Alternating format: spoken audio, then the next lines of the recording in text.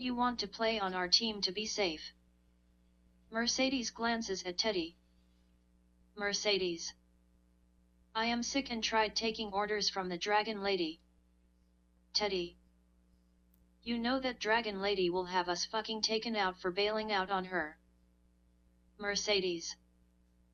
That's why I have decided to play for the good guys to live longer. Teddy. I guess we're playing for the good guys providing we get protection. Angel. We can provide you with protection providing that you don't fuck over us good guys. Mercedes. So what's your game plan? Joyce. Does this place have any old house wine kicking around? Mercedes. I just so happen to have a fully stocked bar in my apartment. Mark. And just where is your apartment located? Mercedes. Down at the end of the hallway on the right. Thomas. This place has an apartment? Teddy. Did you guys not get a full rundown on what you bought? Mark. The only thing we were told was that the rooms were furnished. Thomas. Along with several vehicles being kept in public storage. Angel glances at Thomas and Mark. Angel. Why don't you and Mark go on a tour of the funeral home while Joyce and I go with Mercedes? Lakeview Motel. Dragon Lady is requested to meet with Sandman and his sidekick Cue Ball. Cue Ball. Hello sweet cheeks. I bet that you're surprised to see us. Sandman. You do look very surprised to see us, my dear. Dragon Lady. I must admit that I am surprised to see you here. Cue Ball. You all right there, Dragon Lady? I think you need a glass of water. Dragon Lady. I feel just fucking peachy asshole, thanks for asking. Sandman. Are you two fuckheads going to start this shit again? Dragon Lady. I think you should send bald ass out for some food. Sandman. Sounds like a good idea, Cue Ball. Cue Ball. I don't know if I can trust this bitch face alone with you. Sandman suddenly aims his handgun toward Cue Ball. Sandman. You now have 5 seconds to go get us some fucking food. Cue Ball. I am on it, boss man. Cue Ball grabs his car keys while storming out of the room, slamming the door behind him. Dragon Lady. I don't know why you want to keep that bald-headed fuck around. Sandman. Because nobody else wants to hang out with him. Dragon Lady. So what brings you to this lovely city unexpectedly? Sandman. I decided to stop by to check in on my drug mill operation. Dragon Lady. Don't you mean our drug mill operation? Sandman. It is my operation for as long as I own 70% of it. Dragon Lady. Very well then, your fucking drug operation is doing just fine. Sandman. How many clients are we up to in this city? Dragon Lady. I won't know for sure until I visit the funeral home after I leave here. Sandman. I'm going to require the address of the funeral home so I can drop in before I leave tomorrow. Dragon Lady. There's no reason for you having to drop by the funeral home. Sandman. Do you have a reason for me to not drop by the funeral home? Dragon Lady. Not at all, just text me when you are at the back door so I can get someone to open it for you. Sandman. Did you take care of that little matter I told you about? Dragon Lady. Yes, I did. Sandman. Did you dispose of the body? Dragon Lady. Yes, I have her body where nobody will find her anytime soon. Sandman. Good to hear. Care for a drink? Dragon Lady. Sure, what do you have on hand? Sandman. I think we have vodka, rum, and tequila. Dragon Lady. I'll have a double vodka on the rocks. Sandman. I must say, Dragon Lady, that you have a pretty good system out at the airport customs department. Dragon Lady. What can I say? Everyone has a price to get ahead. Sandman. So I have a question in regards to the funeral home. Dragon Lady. What are we going to do if someone decides to buy it? Sandman. I was thinking of maybe you and I going in together to buy it. Dragon Lady. Sounds like a good idea, but it would be a 50-50 deal. Sandman.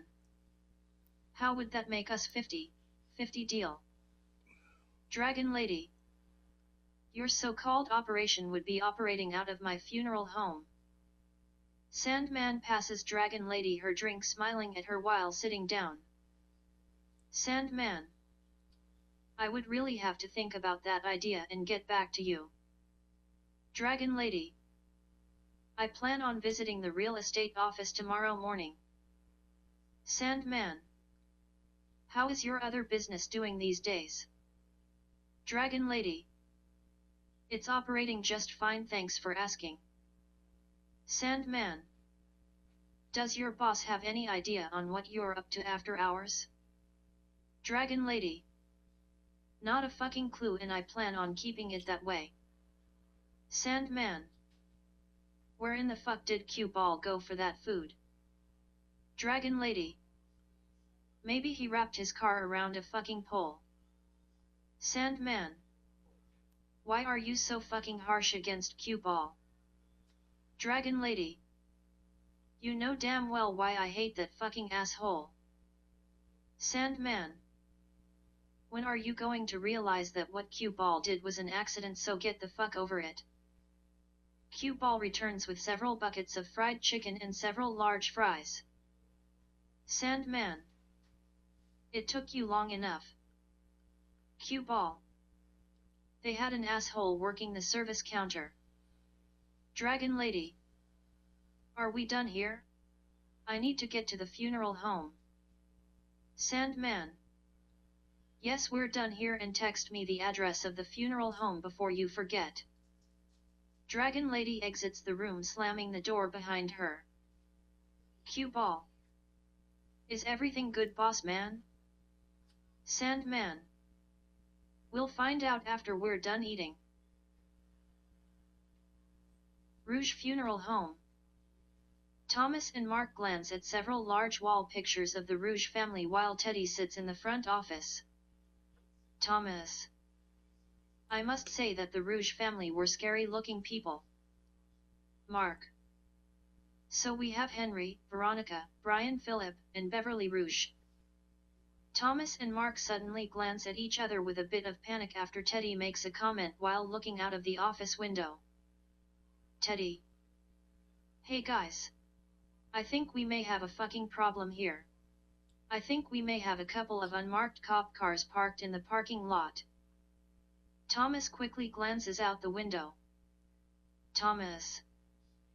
You could be right, Teddy, because I don't see anyone sitting inside of them. Teddy. This is the last fucking thing we need. Mark. We'll just have to stay clear from the windows. Teddy. I think we need to give the ladies a heads up, cause the apartment living room window faces the street. Teddy then suddenly begins to panic when he observes a red Rolls-Royce drive by. Teddy. Holy fuck. Dragon Lady just drove by, which means that she's here. Mercedes's apartment. Teddy, Thomas, Mark quickly enter the apartment as the ladies glance at them. Teddy. We might have a fucking problem. Mercedes directs her attention to a text message. Mercedes. Yes, we do have a fucking problem because Dragon Lady is at the back door. Angel. You and Teddy just continue as if nothing is going on. Joyce. The four of us will be hiding close by. Mercedes. I don't know if I can do this. Teddy. Remember Mercedes. We're now on the good guy's side. Thomas. One of you had better hurry up and go let Dragon Lady in. Mercedes. You go let her in, Teddy, while I go to the embalming room. Everyone leaves the apartment.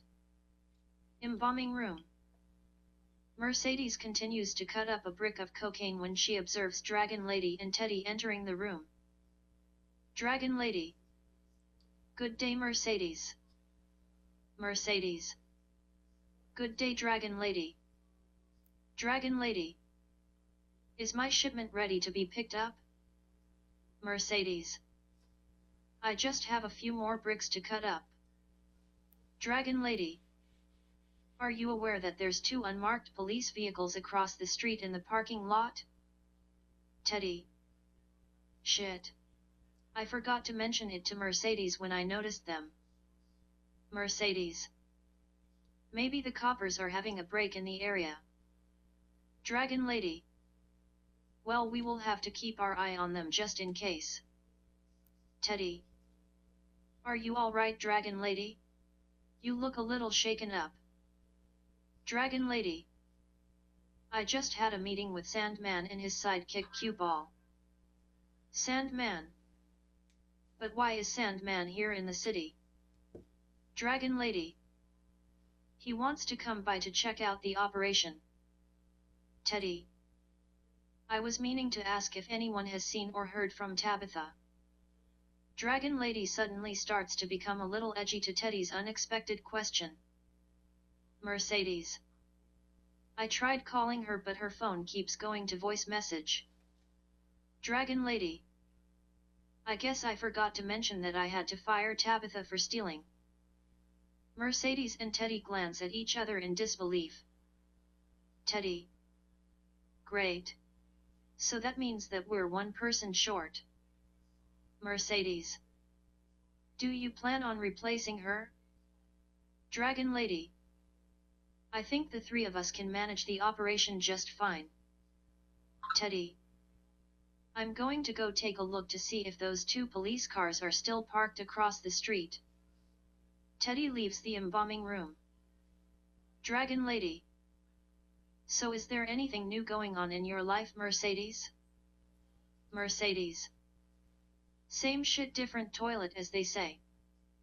Dragon Lady. I was thinking of purchasing the funeral home tomorrow. Mercedes stops what she doing for a minute. Mercedes. Why would you want to purchase this creepy place? Dragon Lady. Well, if you think about it, we would not have to worry about someone finding out what we're doing behind closed doors. Teddy enters the embalming room looking relieved. Teddy. The 2 police cars have fucked off from the parking lot. Dragon Lady. Well, that's a fucking relief. Mercedes. Dragon Lady was just telling me that she is thinking of buying the funeral home. Teddy. Shut the fucking front door. Dragon Lady. I am going to meet with the real estate office tomorrow. Dragon Lady stops what she doing. Dragon Lady. I need to go have a smoke and take a piss. Dragon Lady leaves the embalming room while Teddy glances at Mercedes. Teddy. Do you think we should tell her that someone already bought this place? Mercedes. Dragon Lady is going to lose her fucking shit when she finds out. Teddy. Would you rather that we tell her or when she finds out at the real estate office? Mercedes. If she finds out from the real estate office, that will give us time to fucking bail out before she got here. Teddy. Either way she finds out, she'll put out a fucking hit on us. Mercedes. I wonder where our new owners are at. They said they would protect us from Dragon Lady. Mercedes and Teddy suddenly direct their attention toward the entrance door as Dragon Lady walks in. Dragon Lady. Are you 2 alright? You both look like you've seen a fucking ghost.